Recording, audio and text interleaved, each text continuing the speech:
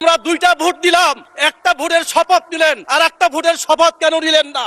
আপনারা শপথ নিবেন না, তাহলে এই কথা আগেই বলতেন যে আমরা শপথ নিব না, আমরা তোমাদের সাথে প্রতারণা করব।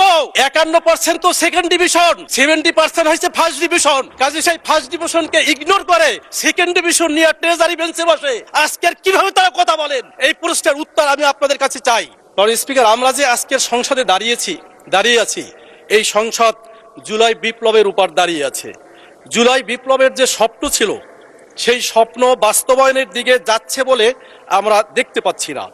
আমাদের গণভোট হয়েছে, গণভোটের ব্যাপারে আমি জানি না, আমি ছোটবেলায় অঙ্কে সবসময় লেটার মার্ক পাইতাম, কিন্তু এখন মনে হয় সেই মার্ক ভুল ছিল কিনা আমার জানি না।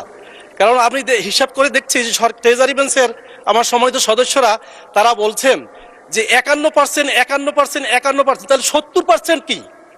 আমরা যখন ওই সময় ছিলাম ডিভিশনের পাস করতাম, যদি 51% তো সেকেন্ড ডিভিশন, আর 70% হয়েছে ফার্স্ট ডিভিশন। কাজে সেই ফার্স্ট ডিভিশনকে ইগনোর করে সেকেন্ড ডিভিশন নিয়ে ট্রেজারি বেঞ্চে বসে আজকের কিভাবে তারা কথা বলেন, এই প্রশ্নের উত্তর আমি আপনাদের কাছে চাই। আপনারা 51%-এর শপথ নিলেন, আর 70%-এর আপনার শপথ নিবেন না। জাতির কাছে প্রশ্ন, আমি এলাকাতে গিয়েছি, তারা প্রশ্ন তুলে যে আমরা দুইটা ভোট দিলাম, একটা ভোটের শপথ নিলেন, আর একটা ভোটের শপথ কেন নিলেন না?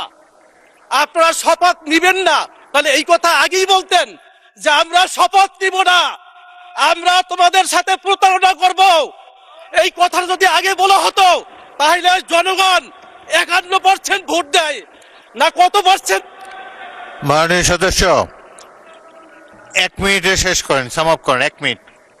মাননীয় স্পিকার, আমি তার শেষ দিকে যাচ্ছি। ইতিহাসের নির্মম বাস্তবতা হলো, ইতিহাস থেকে খুব কম সংখ্যক লোকই শিক্ষা গ্রহণ করে, অথচ যুগে যুগে এই যে ঘটনাগুলি, এই ঘটনাগুলি সম্পর্কে আল্লাহ বলছেন তিলকাল আমসালু নাদরিবুহা লিন-নাস, এই যে উদাহরণ তোমাদের জন্য যাতে করে তোমরা শিক্ষা গ্রহণ করো। কিন্তু আফসোস, আল্লাহ অন্য জায়গায় বলছেন ওয়ালাকিন আকসারুহুম লা ইয়াকিলুন, তোমাদের অধিকাংশ লোকে এর থেকে শিক্ষা গ্রহণ করো না। কিন্তু আমি আবেদন রাখবো এই মহান সংসদে, আমরা এই সংসদকে প্রাণবন্ত করতে চাই, আমরা এই সংসদকে দীর্ঘায়িত করতে চাই।